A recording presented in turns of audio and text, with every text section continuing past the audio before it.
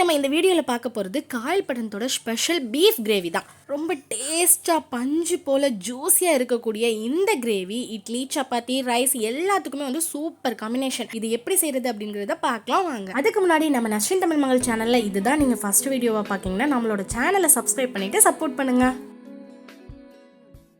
இப்போ stove on பண்ணிட்டு ஒரு குக்கர் வச்சுக்கலாம். தேங்காய் எண்ணெய் வந்து சேர்த்துக்கோங்க. கறி சமைக்கும் போது எப்போவுமே தேங்காய் எண்ணெய் சேர்த்துக்கிட்டா நல்ல வாசமாக இருக்கும். அப்புறம் எண்ணெய் சூடானதுக்கப்புறம் பட்டை, கிராம்பு, ஏலக்காய், கருவேப்பிலை, ரம்பலை இதெல்லாம் சேர்த்து நல்லா வந்து பொரிய விட்டுக்கோங்க. அது பொரிஞ்சதுக்கப்புறம் மீடியம் சைஸில் 4 பல்லாரி வந்து நீல வாக்கில் இந்த மாதிரி கட் பண்ணி வச்சுருக்கேன். இதையும் போட்டு நல்லா வதக்கிடுங்க. வெங்காயம் நல்லா எண்ணெயில் வதங்கினதுக்கப்புறம் அது கூட இஞ்சி பூண்டு சேர்த்து நல்லா வந்து மிக்ஸ் பண்ணி விட்டுக்கோங்க. மீடியம் சைஸில் 3 தக்காளி வந்து கட் பண்ணி சேர்த்துக்கோங்க. இதில் வந்து நம்ம தயிர் சேர்க்க போகிறோம். ஸோ தக்காளி வந்து ரொம்ப அதிகமாக சேர்க்கக்கூடாது, ரொம்ப புளிச்சிரும். இந்த 3 தக்காளி வந்து போதுமானது.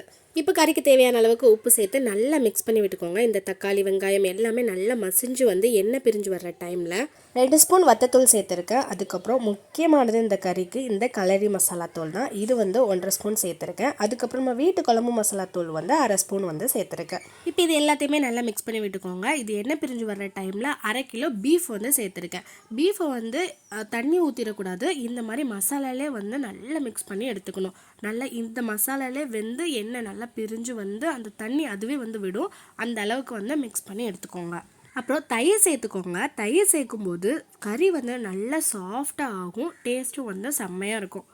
இப்போ இது எல்லாத்தையும் நல்லா வந்து மிக்ஸ் பண்ணி விட்டுட்டு கொஞ்சம் நேரம் அப்படியே விட்டுருங்க. தண்ணி எல்லாம் நல்லா பிரிஞ்சு வரும். இந்த டைமில் நார்மலாக ஒரு மூடி போட்டு மூடி ஒரு 1/4 மணி நேரம் அப்படியே விட்டுருங்க. அப்புறம் அதை ஓப்பன் பண்ணி பார்க்கும்போது இந்த மாதிரி நல்ல எண்ணெய்லாம் பிரிஞ்சு நல்லா ரெட் கலரில் இருக்குமா. இந்த டைமில் இதை நல்லா மிக்ஸ் பண்ணி விட்டுட்டு இப்போ கறி வேகிறதுக்கு தேவையான அளவுக்கு தண்ணி வந்து சேர்த்துக்கோங்க.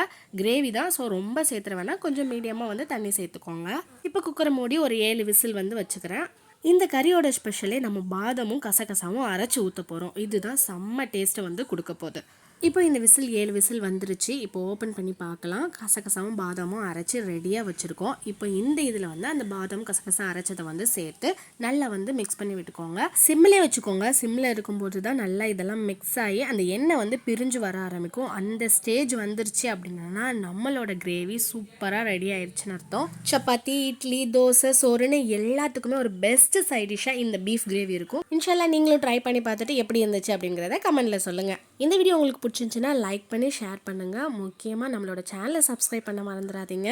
ஓகே உறவுகளே, இன்ஷால்லா நெக்ஸ்ட் வீடியோவில் சந்திக்கலாம். தேங்க்யூ ஃபார் வாட்சிங்.